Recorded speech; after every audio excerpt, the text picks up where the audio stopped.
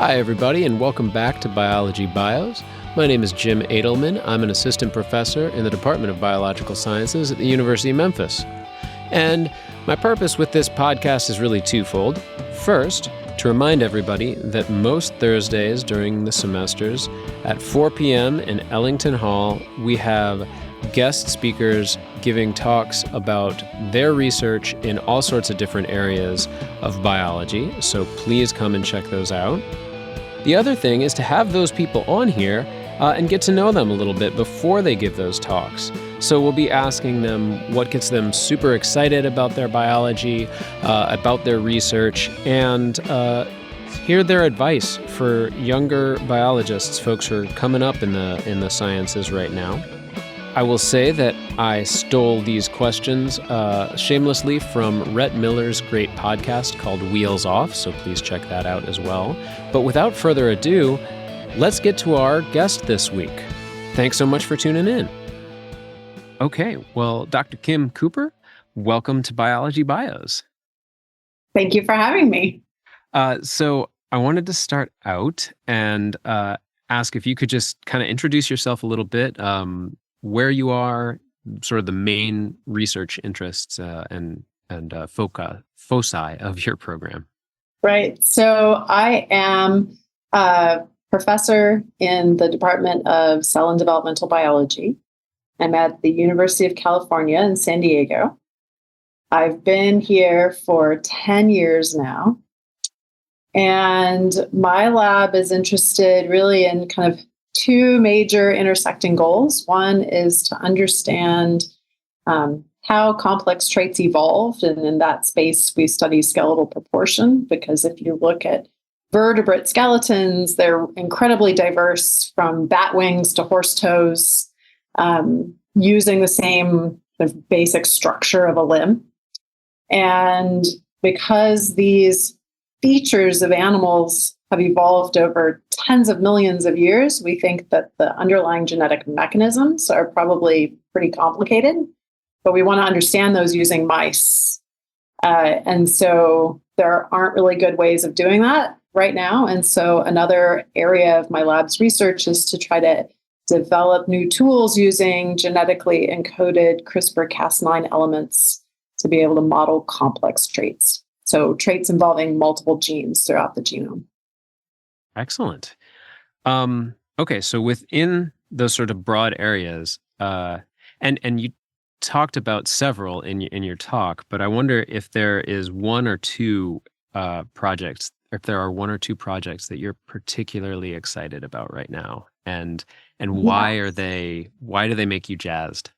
Yeah, so I am particularly excited in the evolutionary genomics work that we've been doing recently to try to pinpoint what are the causative mechanisms that give this jerboa that we study its extremely long foot. So this is a small bipedal rodent that's reasonably closely related to mice, which we use as our reference, kind of typical quadrupedal species. And they have these massively long feet on these hugely long legs. And so we want to understand how that happened. And it happened over probably 25 million years or so.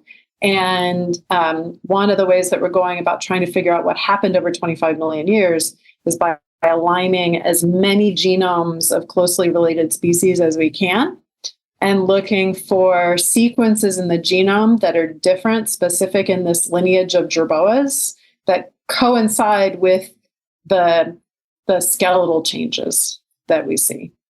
And so that's been really fun, because we're looking at gene expression differences in the limb skeleton, because that's the business end of what's driving growth. And then because the skeleton is really modular, we've got all these finger bones and arm bones and leg bones, and they all use kind of the same genes in different ways. We're looking at those instructions and trying to understand what instructions are being used in this species versus the other species, jerboas versus mice. And then what are the sequences within those instructions that might be making them act differently? And so a really surprising finding that we absolutely didn't expect. We thought because the feet are new, and they're not new, because the feet are doing something new and different, that we would find the jerboa has new sequences that are doing something that wasn't happening in other species. And that's not what we found. Actually, what we are finding is that the feet are acting in a jerboa more like the long bones of both a mouse and a jerboa. So like using some of the instructions that are already there for another purpose rather, those instructions are now being co-opted over into the foot to make it grow more as well, which was unexpected. That's pretty supremely awesome. And I don't know why, but like cis-regulatory elements have always just been so cool to me. This idea of like these small changes, right? You can have even a single nucleotide substitution changes how a transcription factor sits down and thus changes the phenotype completely. And I know you kind of got after this a bit in the talk, but is that sort of what you're talking about here with these differences in instruction and co-opting different instructions? So that's right. So I started a bit simple, but then elaborating on that. The cis-regulatory sequences that bind transcription factors and other regulatory proteins to turn on gene expression are exactly these instructions that we're looking at. I find it really interesting that there are examples of individual DNA nucleotide changes that can have hugely consequential phenotypes. So like, for example, Emma Farley here at UCSD has a recent paper in Nature looking at single base changes within the ZRS, cis-regulatory element that drives sonic hedgehog expression in the posterior limb bud.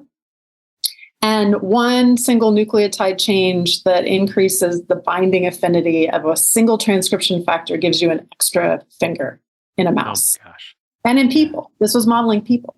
Yeah. But the other thing I find really interesting is that there are whole sequences of cis-regulatory elements that are highly conserved all throughout many genomes of vertebrates. But if you delete them, they have no consequence.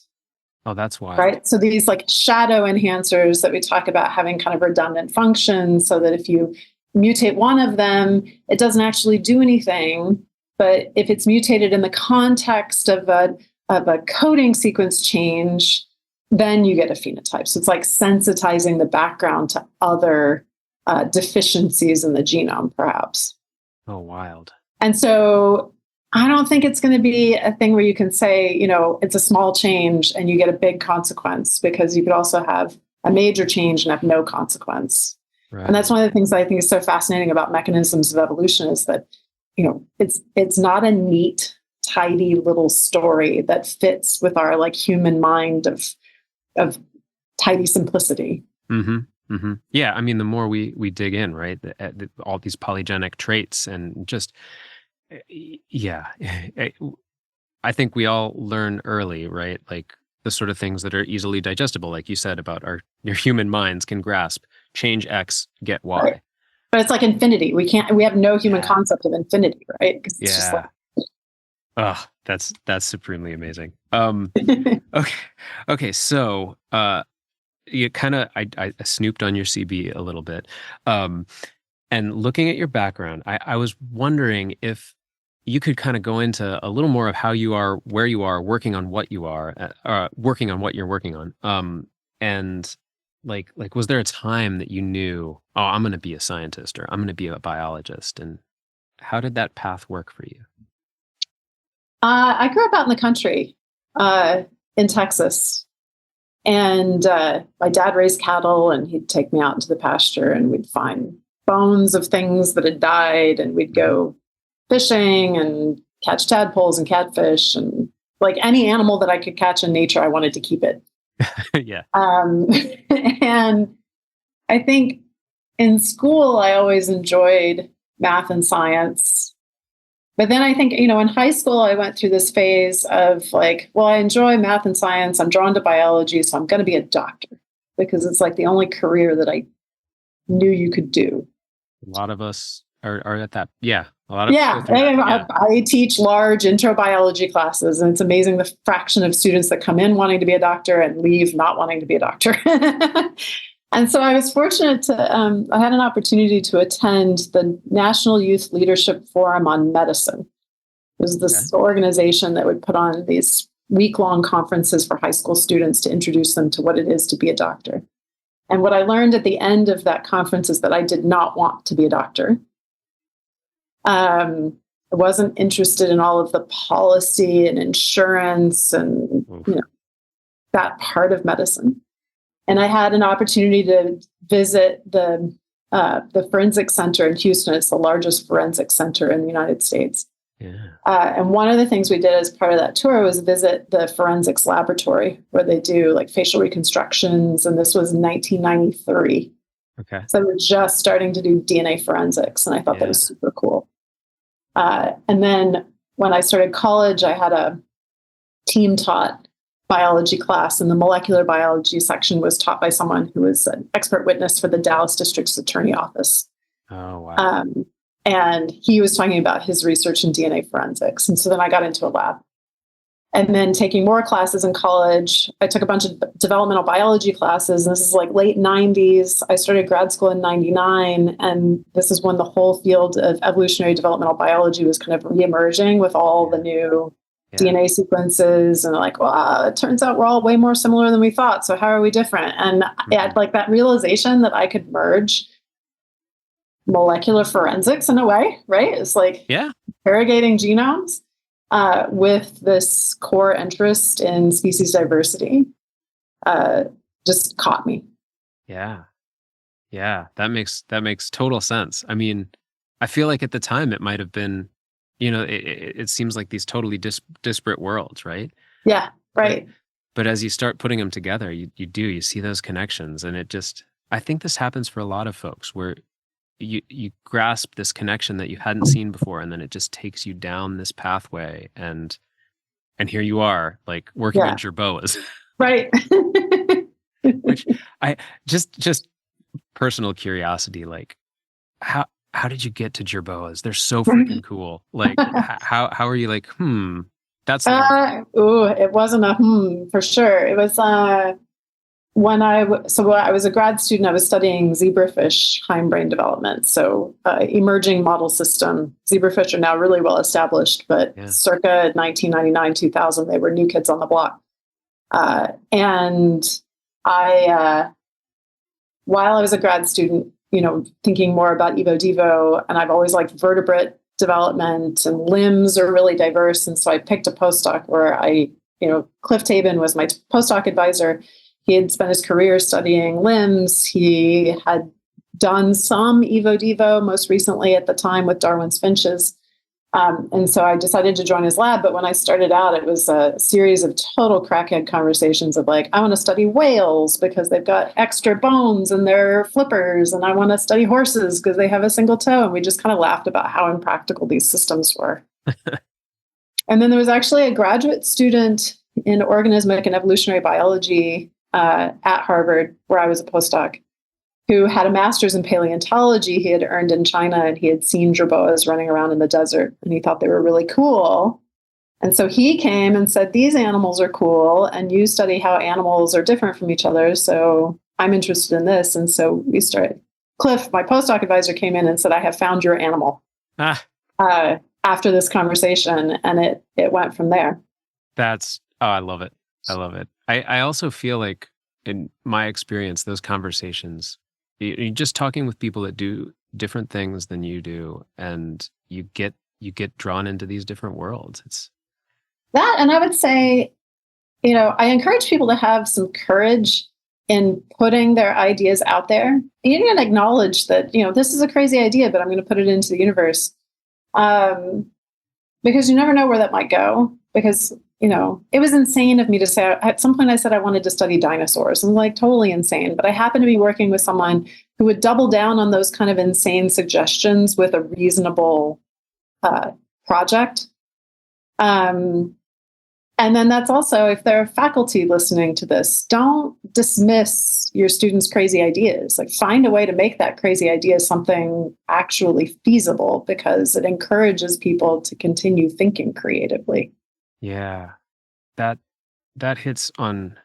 Okay, so that's great advice. I'm kind of going to shift towards our advice section of this interview. Okay. So this is related, and this is a little bit I still haven't figured out exactly how to ask this question, but it has to do with the internal critic that we all have in our heads that tells us, oh, that's a crazy idea. You could never work on whales. Like, just move on to the next thing.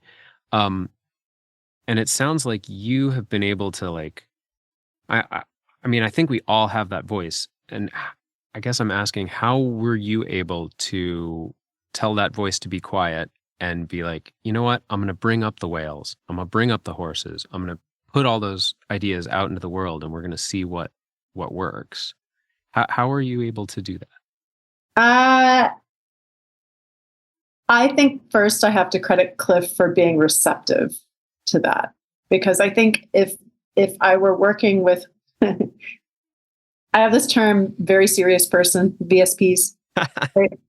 Like if I were working with someone, and he is a serious person, he is a very, I mean, I'm not saying that he is, not a serious person. No, I mean, he's but the VSP really good. type, yeah. Right. Where they're just, I don't think I would have been as comfortable putting that out, right? Because you worry about facing rejection and criticism, right? Mm-hmm. And that, like, that's a real thing.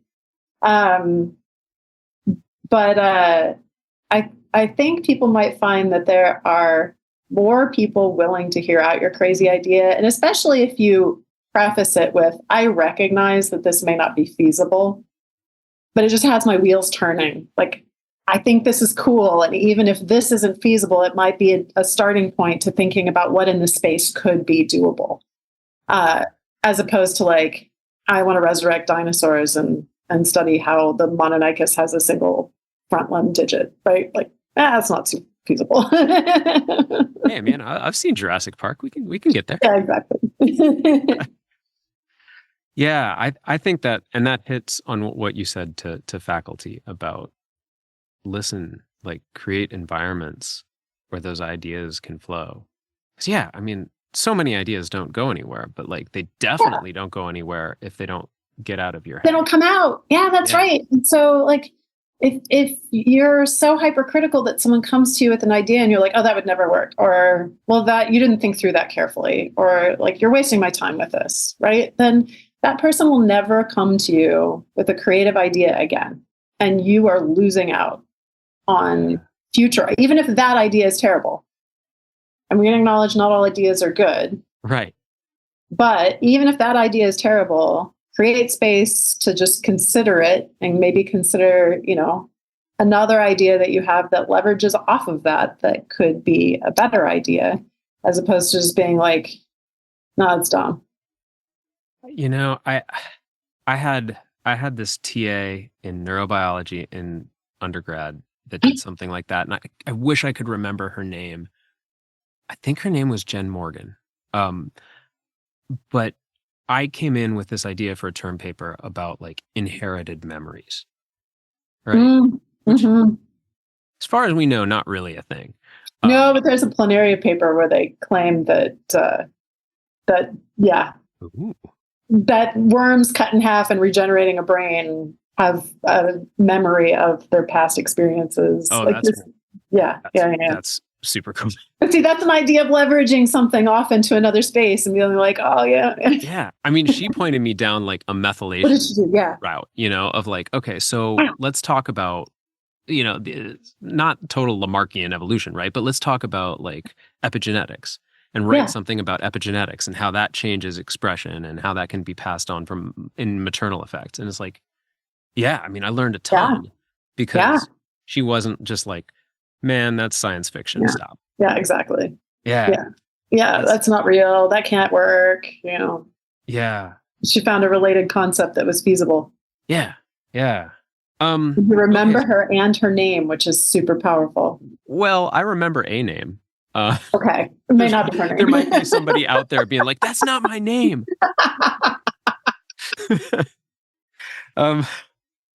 So, all right. So broadening that out a little bit. So thinking about your path and thinking about where biology and I guess science in general is today. If you met a undergraduate version of yourself in today's science world, what advice would you give that person?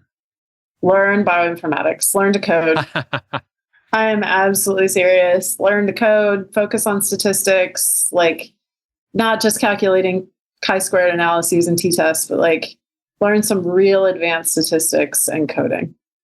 Because like, I don't think I appreciated through schooling, because I was like, I need to learn molecular biology. I need to learn how embryos work. I need to learn signaling pathways. I need to learn how organs are constructed, which was all true because, you can't. I guess that's something I think is really interesting is like, there are a lot of people that come at it from the more like engineering and computer science part. And by it, I mean Evo, Devo, and comparative genomics. Like, they come at it from the kind of computational approach. And then there's this other whole group of people coming at it from the real, like the intensive biology and phylogenetics kind of approach. Mm-hmm. And often we're having to kind of communicate across languages and disciplines with one another, right? Yeah.